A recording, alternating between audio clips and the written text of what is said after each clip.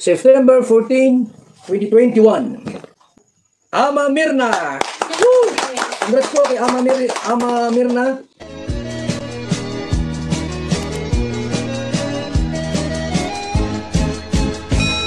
Ayan, si Reyna, graduate na siya sa elementarya. Parang kailan lang hindi ko nga akalain na si Reyna ay makakapagtapos na elementarya o makakapag-aral. Kasi alam naman natin kung anong nangyari kay Reyna itong nakaraan, na halos hindi makausap, halos wala sa sarili, at talaga nga naman, isip bata talaga siya, sobra. Pero ngayon, graduate na siya ng elementary, at tuwang-tuwa nga po ang lahat. Naku, lalo na mga fans, yung mga nagmamahal sa kanya, tuwan-tuwa sa nangyari ngayon kay Reyna. Dahil si Reyna ay makita mo magaling na talaga. Ang laki na pinagbago di ba? Kung hindi naalagaan ng kalingap si Reyna, ewan ko kung anong buhay niya sa ngayon. Ito isang achievement na naman ng kalingap dahil sa pag-aalaga nila kay Reyna at dahil sa pagmamahal nila kay Reyna, ay ito na nga yung resulta. Si Reyna ay gumaling na, si Reyna ay nakapagtapos ng elementarya, at si Reyna ay makita mo yung malaking pagbabago sa kanya. Panoorin muna natin yung kanyang graduation. Yan po mga kalingap sa Reyna. Graduation po na Reyna, nakakatuwa. Ang bilis lang po ng panahon talaga, no? Ayan po mga klase na Reyna sa school na sa Loheka Lord's Heritage Christian Academy.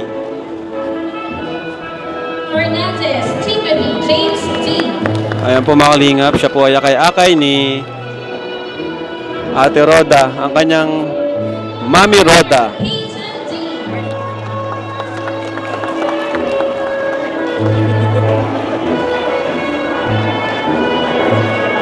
Alvarez Janea Rain D. Ayun na po, ayun na.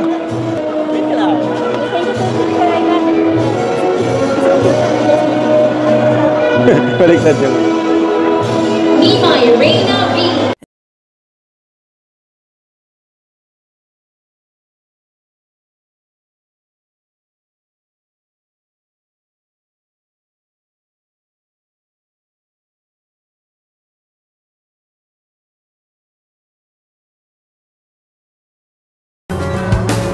Mimay Reyna V.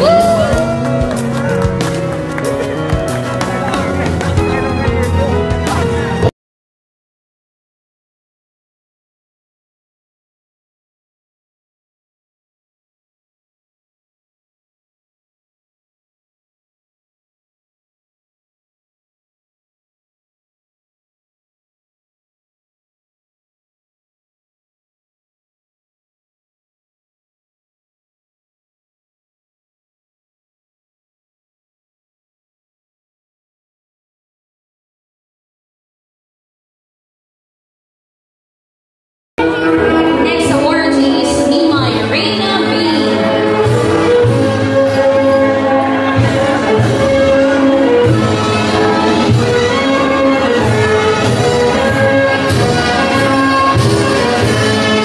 Reyna will receive the Progress Award in Reading.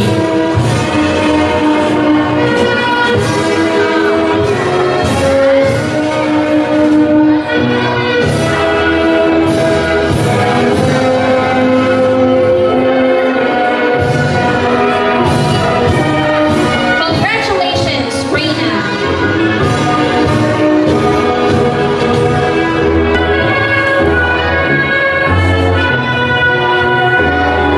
Following awards.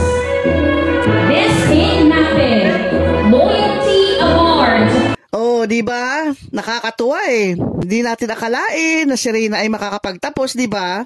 Dahil sa kalingap yan. Siyempre, nalagaan ng kalingap, inaruga ng kalingap, at talagang hindi pinabayaan ng kalingap.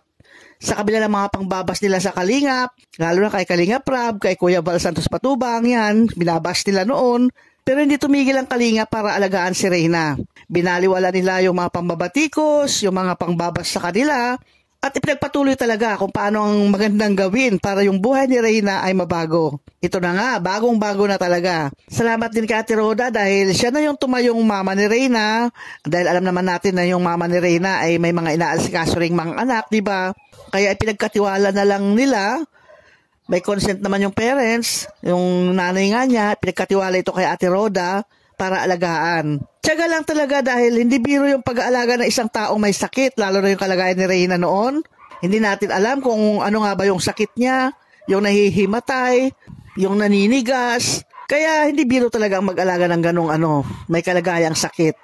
Pero pinagtiyagaan talaga yan na Ate Roda na alagaan. Maging si Juan TV, yan, may ambag din yan. Sila Kuya Jello Mags, may ambag din yan. At saka yung ibang mga kalingap, sama-sama at tulong-tulong talaga sila na nagtaguyod o nag-alaga kay Reyna. Kasi pag sinusumpong si Reyna noon, to the rescue yung mga kalingap boys o yung ibang mga kalingap. Talagang pinupuntahan nila at tinutulungan, dinadala sa ospital, kinakarga. Hindi nila pinabayaan. Hanggang sa punto nga na inalagaan talaga na steady na nandun kay Ate Roda. Dahil din sa pagpayag ng nanay ni Reyna yan, syempre, yun, nakita na nga natin yung malaking pagbabago ni Reyna. Na dati noon, walang pakialam sa mga tao. Pag dinadalaw lang siya noon, bigyan ng pagkain, kakain lang siya. Pagkatapos kumain, wala na, ganon. Parang may sariling mundo siya na sa kanyang ginagalawan. Pero ngayon, nakikipagharutan din sa mga kaklase niya. Makita mo yung saya sa mukha ni Reyna eh. Meron na siyang interaction ba, ganon, doon sa ibang tao. Maganda nga yan na nai-expose siya at maraming makakasalamuhan na iba't ibang klase ng tao para sa ganon, ma-develop pa ng gusto yung kanyang yung pagiging tao o sabihin natin magmamatured siya.